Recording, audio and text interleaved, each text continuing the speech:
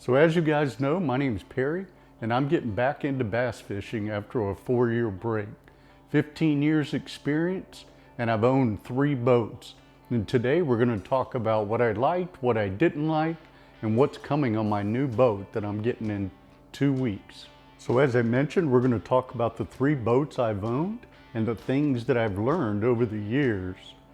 I have some notes right here so I don't forget anything. The first boat was a Ranger 519. It was a 2005, and I'll put a picture up here somewhere of that boat. And some of the things that I ran into with that particular boat, one, and the biggest one, was the oil bath hubs. I'm not sure if oil bath hubs were a new thing on bass boats in 2006 when I bought it, but in my situation, I think that they were new because it was a ton of problems. To begin with, about the first, I'm going to say 2 years, I didn't have a single problem. But after those 2 years, I began somehow wearing out bearings. I ended up replacing 10 different bearings over the next 3 years, and that gets really expensive. One of the other things that I did, a quick little story for you guys. I was down at Choke Canyon and I was fishing in the river. Right at the head of the river there's a ramp and a bridge that you can see right at the head of the river. So we needed to pull, it was very windy, and we needed to pull over off to the side and just sort of chill out for a few minutes, maybe drink a soda, have a sandwich. And when I pulled up, it was a little bit muddy, and I pulled the keel of the boat right over the top of a rock, and I got stuck on the other side. Well, when some nice guy comes by, throws me a rope, he's trying to help me pull it out. That didn't work. So what I ended up doing was really cranking the engine up and backing the boat over that. So of course I messed the keel all up, and I burnt up the exhaust. It had some sort of aluminum exhaust within the Yamaha 200 2-stroke that I had at the time, and it just burnt that thing right up and melted it, and I had to get that replaced. That was a huge thing. Another one of the things that I didn't like about that 2-stroke is you always had to mix a little bit of oil in the fuel whenever you filled up. And, you know, not a big deal, right? But it is, you know, another expense, and it's a kind of a pain, you know? You have to do it. If you don't have it, then of course you don't have to do it. So there was no aeration in the live wells. I live here in South Texas, and in the summer times, July, August, September, it can get really hot for a long time. And so when you go out and fish, you know, weekend club tournaments, you're out there 6 hours, 7 hours during a day. And if you do well and catch some good fish, those live wells, sometimes I'd lose a fish, especially if I had, you know, 5 fish for 20 plus pounds. And then, you know, you'd lose a fish here and there. I only had small 2D graphs at the time. I believe they were Lowrance graphs that came on that Ranger, and they were fine, but honestly, I barely knew what I was doing at that point. I bought the boat right as I was getting into bass fishing. I bought the boat, but I never did end up replacing the 2D graphs, but I did learn a lot about reading the bottom on 2D sonar, what grass looks like, what rocks look like, and so forth. So that was pretty cool. One of the craziest stories with that boat, I took it to a local place, and I'm not going to mention the name, to get the boat looked at for some particular thing I was having an issue with. So they kept the boat 2 weeks, and then it was 3 weeks, and finally I'd call them, right? Hey, how's it going? Is it done yet? And finally I just got in the truck and drove over there. Come to find out, my boat was done, and they claimed that I had authorized them to sell it on consignment. Luckily, the boat was still sitting there, and I took the boat when I left. But wow, how crazy is that? They would just decide to sell a guy's boat. Okay, so that's the story on the Ranger 519. Let's move to the next boat. Okay, so the next boat was a 2012 Skeeter 20i iClass boat, and I'll put a picture of that up here as well. That particular boat, I loved it. It was a big upgrade from that smaller Ranger that I had. The Ranger wasn't that small. I think, I'm guessing, it's been a long time, like 19.2 or something. So it wasn't that small, but the iClass was 22, so I gained a foot in that. Here in South Texas, where I fish a lot, Amistad, Falcon, Sam Rayburn, some of these lakes are huge. You get the wind blowing down those lakes and it can be extremely rough. That iClass rode like a dream. It was very heavy, and although that can maybe not be perfect in all situations, for going out and fishing in these big lakes, it was great. And you didn't get wet. I mentioned that that first Ranger had that single axle trailer that I had a lot of problems with. This particular one had a dual axle trailer that I never had a single problem with. Owned that boat for about 10, 11 years. Did the maintenance on all of my boats. The thing I didn't like about it is the fuel switch. There were two, I believe, 24-gallon fuel tanks in the Skeeter, and I would, you know, you'd have to go in the back, lift up the battery well lid, and get your hand down in there and switch it to the other side from port to starboard or whatever. Again, not a big deal, but just kind of a pain to have to go back to that location to do it. Another thing that I didn't really like is I had a cover for it, because I really like having a cover when it's raining, keeps the rain out, keeps the prying eyeballs out if you're fishing a weekend tournament and staying at, you know, a fishing hotel someplace. But the power cord to charge the batteries was inside beside the driver's seat. And although that seems maybe to somebody like that's a good spot, if you've got the cover on, you're having to, you know, mess with that. You got the cover, you got to loosen it up, depends on how it works, and you're, you know, pulling that out to get back there. And it's my understanding they've moved it to the back now. So I haven't got the new boat, but I'm a big fan of that particular thing and ready to try it out. I did have some better graphs. I had hummingbird graphs on this particular boat. I still had like a 7-inch hummingbird at the console and a 7-inch at the bow. I believe that's what it was to begin with. I ended up buying a 12-inch helix, mounted that on the front with some ram mounts and so forth, and that was great. But another problem that I had with that is we ran the power to that stuff off of, and I'm not familiar with it, I paid to have it done, off of some, you know, the power coming to the front of the boat and did not run a separate power wire. Well, it seemed like I would get static from a lot of things. An example, when I'd run the trolling motor, that would happen. So I replaced the original Fortrex with an Ultrex, which was great. Spot lock was awesome. I really liked it. We had to mount a down imaging, side imaging transducer to the bottom of the trolling motor, and it never was a great image, to be honest. I never liked it, and of course it would turn when you turn the trolling motor, and it was okay. You put it in down imaging, I don't know. I just never did like that setup. I had a KVD hydro on that boat that I added, and although I know it worked, you could hear the little speaker if you had the trolling motor up, which is where I mounted the speaker. You could hear it making noises and stuff.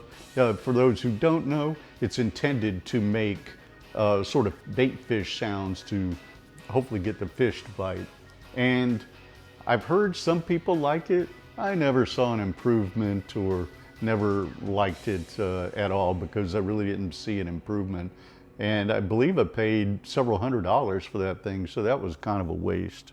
I had a manual jack plate on the back of that boat, and although my new one's coming with a manual jack plate as well, I plan on upgrading that to a hydraulic jack plate.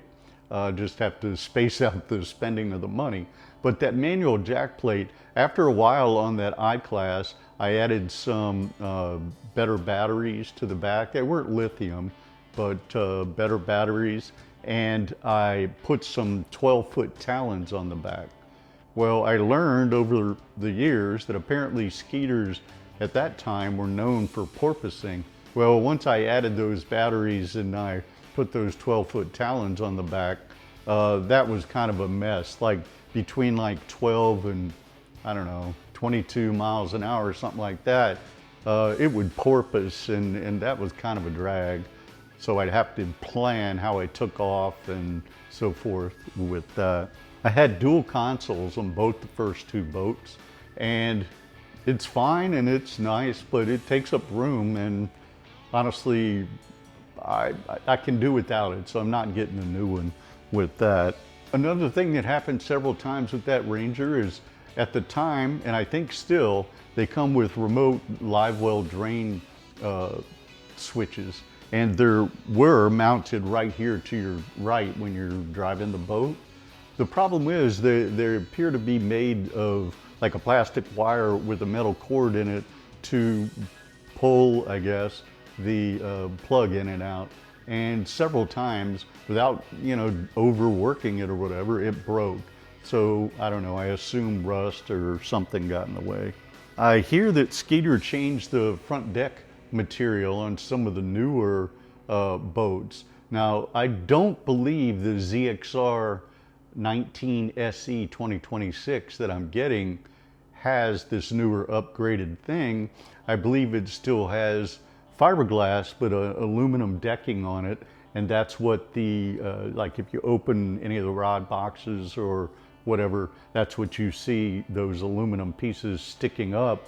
And some folks have complained that they'd get water in their broad boxes and so forth. I never had that problem, and I used that boat to death for, you know, 10, 11 years and all over the place, and I never had that problem. So the new one comes like that, and I'm not concerned. And I guess the last thing with that particular one is the drain plug in the back of the boat. I never could figure out what was wrong. I replaced it a couple of times, but the boat, after a solid day of fishing, which of course could be when you're coming off pad and maybe get some water into the back, there were little drain holes back there for that.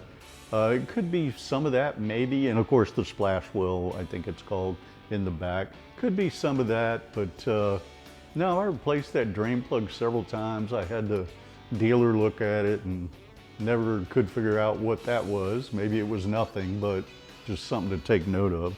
And so that's pretty much it with my 2012 Skeeter. So now let's move on to the next boat.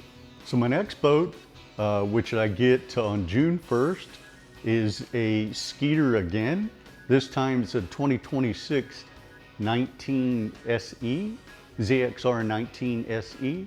And I'm pretty excited, as you might imagine. And so some of the things that I've done on this boat, based upon the experience I just shared, was it has a single console, and I think that'll be very helpful with having more room to move around in. Another thing, instead of putting those 12-foot talons, I have two 8-foot Raptors on the back. And I am not an expert here, but I think the talons had the pumps right within the back vertical component itself, whereas the Raptors have the pumps down inside the live well. I think that's true. Comes with a 225 4-stroke, so no more messing with the oil thing like I talked about earlier. It's going to come with an Explorer, a Humminbird Explorer 9 at the console. Excuse me, an Explorer 12 at the console and an Explorer 9 up front. The plan at some point is to swap the 12 and the 9 and put an Apex 13 also up front. So I'm thinking at this point stack them kind of like this. I don't know if that makes sense. But I'm going to go 6 months a year or whatever first, get used to the boat, used to the existing equipment and so forth. And personally, the reason I'm planning to put the 9 up at the console and the 12 on the bow is, and maybe I'll learn over the next year that doesn't make sense, but right now I fish from the front, as you might expect, and I'd like the best view that I have to be what I'm doing at that moment. Yeah, I want to cruise around and I want to use down and side imaging to be able to see, you know, and find places and structure and cover and fish and so forth. But I'm thinking I can do that with the 9. I know other folks have 2 and 3 graphs on the console area, but I don't know. I don't know. Let's see. We'll see what we learn.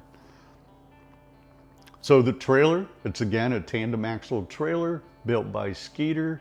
I had great luck with the last one. I expect to have great luck with this one. So no more issues with those oil bath hubs.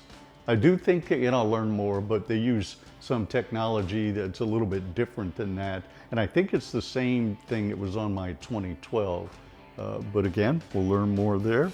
So it also comes with a flow right drain plug. So as I understand it, I won't have to get out and put that in and out. So that seems good. I mentioned the battery charger cord and the movement to the back, so that should be cool.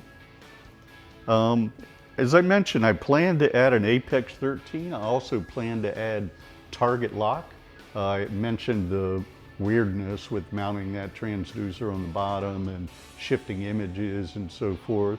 So as time and money permit, I'm going to add that. Add that dedicated wire up to the front that I talked about. And then 4 lithium batteries in the back. I'm going to add a battery, a 5th battery specifically to run the electronics. I'd prefer not to take a chance on that having an issue. Of course, you have gauges and whatever you can tell, but I don't know, why take the chance? Oh, and another cool thing, both the Ranger and the first Skeeter, they had rod tubes in the rod boxes. And, you know, sometimes you're putting your rod in and you hit it, or you know, snag an eye on the thing, and it's kind of a pain. These have big tubular rod tubes in it. One rod tube, a big tube. And there's plenty of room, and I envision, and I've heard that I can store more rods in the rod box, so that'll be good. Okay, so that's pretty much it with the 3 boats and the steps that I plan to take with the Ranger. Again, I mentioned that we're going to be getting that on June 1st, and I'm really pumped and excited about that. So my name's Perry, and this is the Bass Fishing Perry YouTube channel. I'd appreciate it if you'd subscribe to the channel and like this video, and we'll see you guys next week.